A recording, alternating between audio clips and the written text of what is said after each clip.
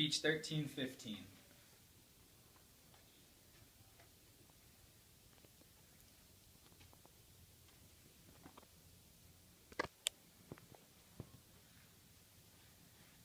All right, close your eyes just for a second and think about a family dinner. What do you see? Normally you see the kids eating or playing with electronics, watching TV, something along those lines. The mom who cooked the meal is serving everybody, getting pepper and salt for the table, getting drinks, running back and forth. And then the dad who served first just starts eating right away. And so the kids watching TV, they're not really interested in a conversation. They're not really there to have a conversation. They're just there to eat and run pretty much. So is this the way to conduct a family dinner? Well, some would say this is how their family dinners. I remember sometimes this is how my family dinners would go. And some people, this is how their family dinners go. But this is really not the right way to conduct a family dinner. You really want to have, or I'm going to tell you about the importance of a family dinner, the right way to conduct one, and some tricks or tips to get you through one and help make one very successful. So a family dinner will enhance the social being of children. It can enhance the social being of children. Turning off electronics and making them have conversations amongst their parents will enhance vocabulary, can help enhance vocabulary, and it can also teach them how to interact with adults, and if they have siblings, it can help them interact with their siblings as well. It can also bring families together. When parents work 8 to 5, the only time that they have to interact with their children is dinner. When they get home at 5 o'clock, they can cook a meal and sit and have an hour with their children, where they work and their children are at school and they're not able to, have family bonding time, and everybody has to eat dinner. So it's a good way to bring the whole entire family together one time throughout the day.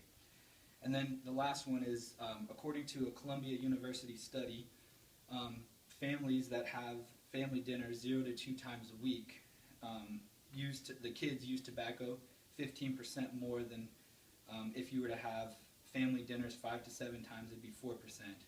And then for alcohol use, you're 33% more likely to use alcohol if you have family dinners 0 to 2 times a week.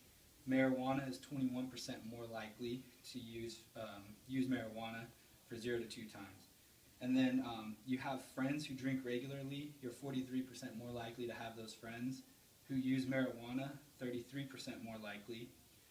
And if you use drugs in the future, you're 15% more likely. If you have family dinners that are conducted without TVs and things like that, and they're conducted 5 to 7 times a week, you're 4% likely to use tobacco. You're 15% likely to use alcohol, 8% likely to use marijuana, 29% likely to have friends who drink regularly, 18% likely to have friends who use marijuana regularly, and 4% likely to use drugs in the future. So just conducting family dinners 5 to 7 times a week, your children have a better shot of not being involved in illegal activity later on down the line. So how to conduct some of these meals. So you can either make meals at home, or you can go out and go to a restaurant.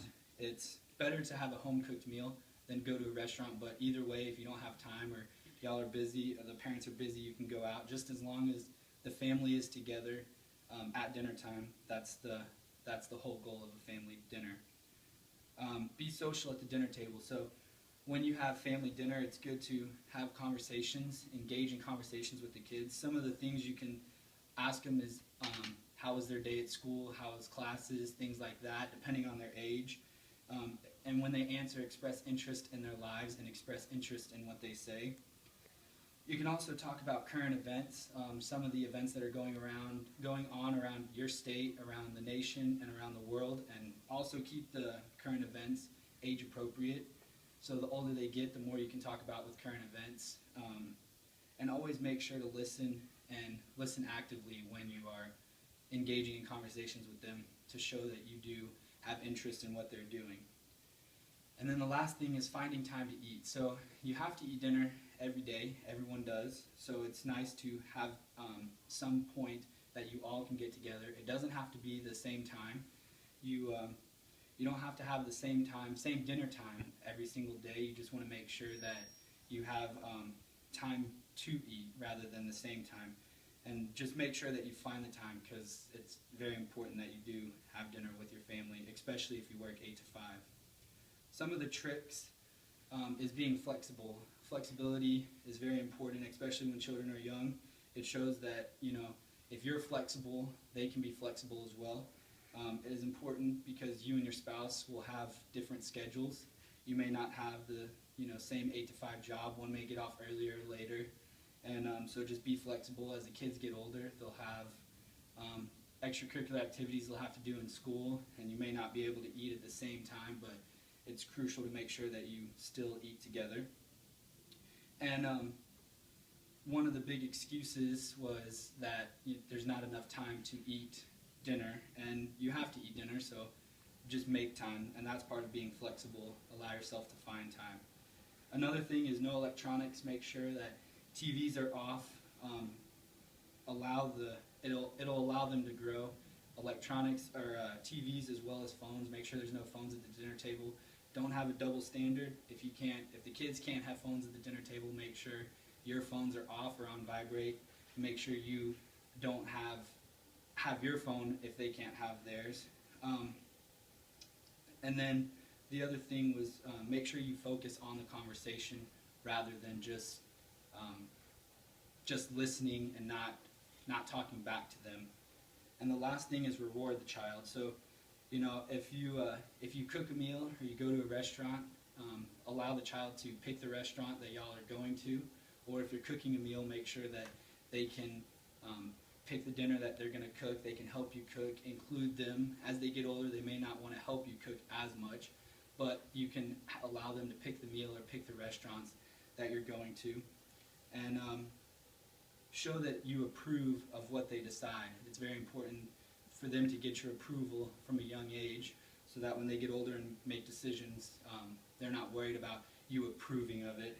And one of the other rewards is TV. You can allow them to have an extra hour of TV once a week for having the family dinners, and that'll help encourage them to want to do the family dinners, because they know they'll get an extra TV.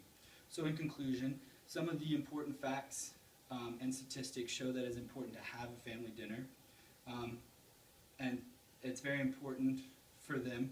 Starting a family dinner is also important, and I gave you some tricks and tools to help you get a family dinner started. So I challenge y'all to go out and have a family dinner tonight and see how it turns out, and see if you can approve on what I said. Are there any questions? What are some questions you can ask at family meals?